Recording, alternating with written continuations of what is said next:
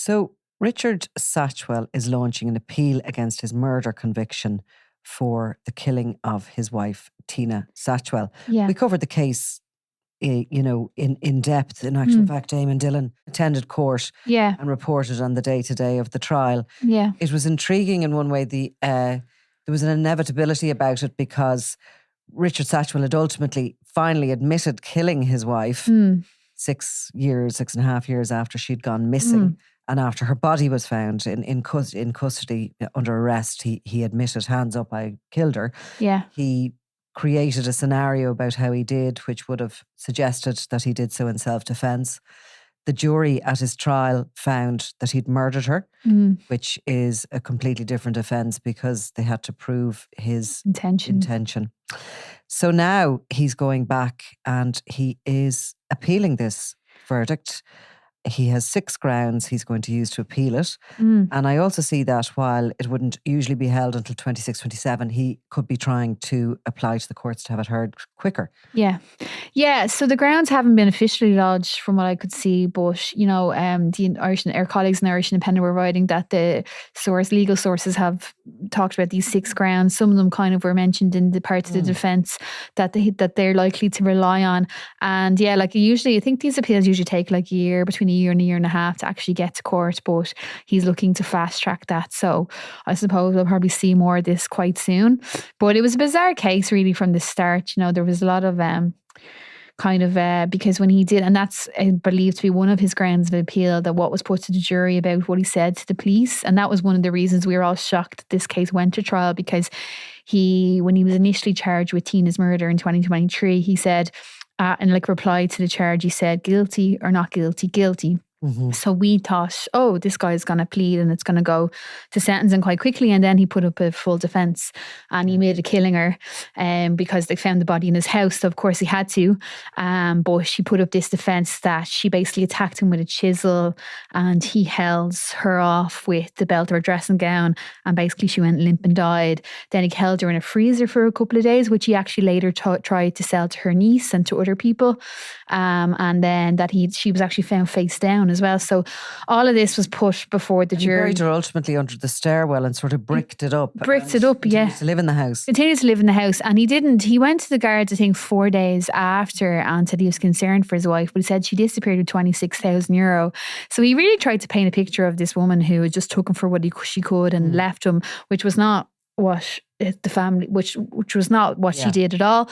And he didn't actually, so she went missing in March of 2017. He did mention it to a guard, went into a station, I think, a few days afterwards, but didn't actually officially report her missing for 2 months in May 2017. And then there was a search carried out of the house in Youghal in County Cork in June, so the following month, 2017. And I think they did notice the difference in the stair colour or something like that, but they didn't do a dig up. They didn't dig it up, basically. They took away documents and they didn't find any physical evidence. And then it was fast forward October 2023, they went in and dug and they arrested him. And while they were digging up, he still didn't make any admissions, and it was only that they found her body. Then he came up with this story.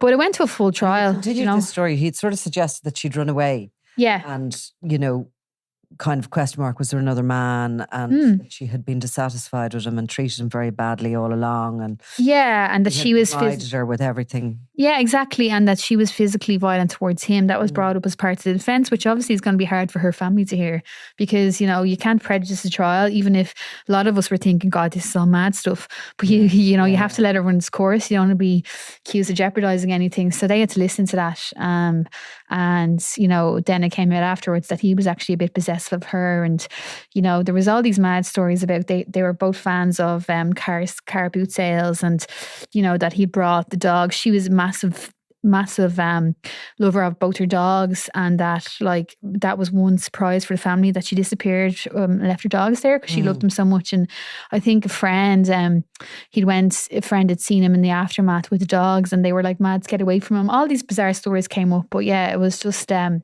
then they did find actually a search for quicklime on his computer, which was just after she disappeared in 2017. So a lot of this kind of went. He was a bit of a kind of a loner character, and he had sort of separated her and moved her away from her family. And whenever she went out, she nearly always seemed to be with him, bar maybe walking her dogs, and they'd go together places. And sometimes she'd travel with him in his van, his truck to work. So you got this sort of sense of this very controlling individual who ultimately the jury found murdered Miss Satchwell. Now, the grounds for appeal are expected to include the final charge the jury made by the trial judge, Justice Paul McDermott. And that happens at the end of a trial after the defence have concluded the prosecution have concluded their evidence, the defence have concluded theirs. They've sort of done a wrap up of what they had to say. And then the judge will often wrap up the whole evidence of the trial, and then charging the jury will sort of give them direction. Yeah. So that's likely to be what the defence legal team, but they're studying that anyway to see if they can. And that is often one of the grounds of appeal. The judge's direction that he wasn't balanced enough, or that he didn't. In this particular case, they seem to be, the sources are saying that they might try and claim that he didn't attach enough weight to the self-defence argument that Richard Satchwell was trying to put forward, because obviously he couldn't put forward a complete innocent, because everyone knew the body was found in her house. So that is meant to be one of the elements of the case. And also I think that they were trying to get not to have a murder verdict open to the jury, that it could be they should have been given a choice. They should have been given a choice. Exactly. Because basically they were trying to say that there was no cause of death, and that was the case, that the pathologist couldn't determine how she died because there was such a level of decomposition. But that was because it took them 6.5 years to find her, and he was obviously actively trying to cover it up, stop her body being found. So was there much about him after the trial? Because it's sort of, I've forgotten about it slightly since until now. But how was he getting on in prison, or was there any stories, or was he just a bit of a head down again, a loner?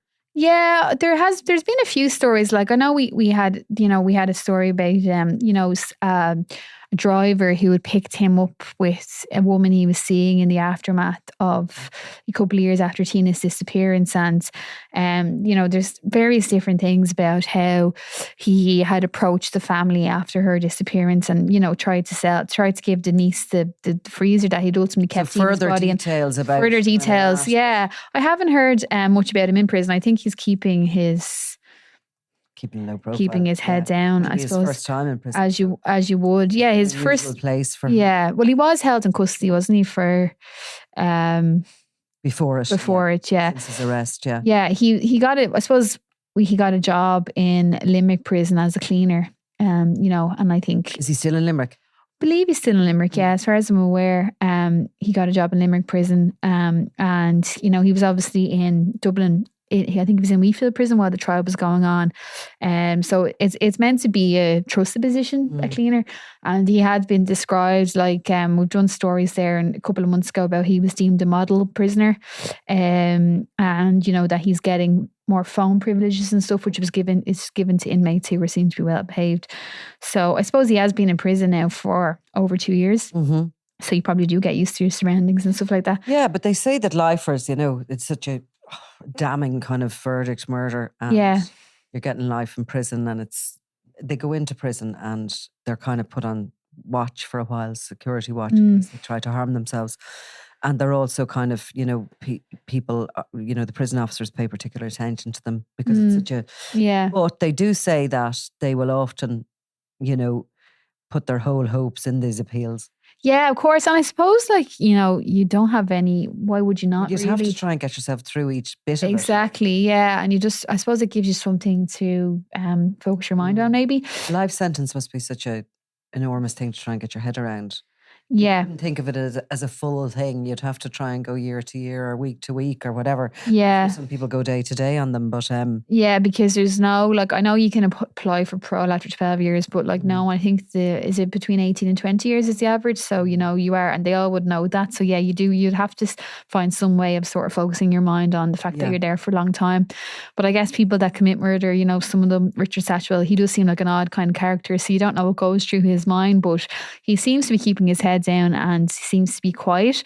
He doesn't strike me as someone who would cause issues, though. He kind of seemed like that kind of character that maybe, I don't know, there's a creepy vibe from him or something like that, but not necessarily. You see the gangland criminals, who are causing a lot of issues and, making a lot of complaints. He kind of seems like the type that might be a bit more. Was there ever a kind of a motive given, really, amidst it all? Well, there was supposed to be that, she was going to leave him. And he did talk about issues in their relationship. Sure, was there not that they had emails about trying to get a monkey to keep her happy? Yeah, he was kind of like, wasn't he kind of investing money and had been scammed a little bit? But like the problem with it all was that you only had his narrative to rely upon. Yeah. And he's, as the jury have found, the murderer. Because they had been so isolated from everybody else, well, we had a few witnesses. Yeah. You weren't really close to them. So you didn't have people who were able to give you the full picture of what was going on or what be true or what wasn't. Yeah. Was she going to leave him or was that in his head? Yeah, well, I think that was the theory, I suppose. I don't, but you see, she did have logical theory. It's the only logical theory. She did have female relatives, and they spoke afterwards about how they were very close, but that she had moved away. She was living in Youghal, but I think Fermoy was where her family were based, and she did have. I think she had a troubled life, Tina. She didn't drive, and she was just, so she was a bit isolated from them. They didn't socialise. They didn't go out. They didn't go to pubs. They didn't have friends. Yeah. It's just the two of them against the world and these dogs. Exactly, yeah. And they seem to have, I think they were eccentric enough characters, weren't they? And they went to these car boot sales, and she did seem to be well gotten by people that she did interact with, and she was very close to her, some of her family members that spoke in court. But yeah, I don't think that is the theory that she was planning to leave him, and then he obviously told that their marriage was in trouble. But as you said, you have to take, he's the convicted killer, so you have to take what he says with a pinch of salt. But it's a long time. They were together from she was very young. I think he's older, and was she like maybe a teenager when they met? Yeah, and definitely. There was no big relationships, I don't think, for either of them before. No.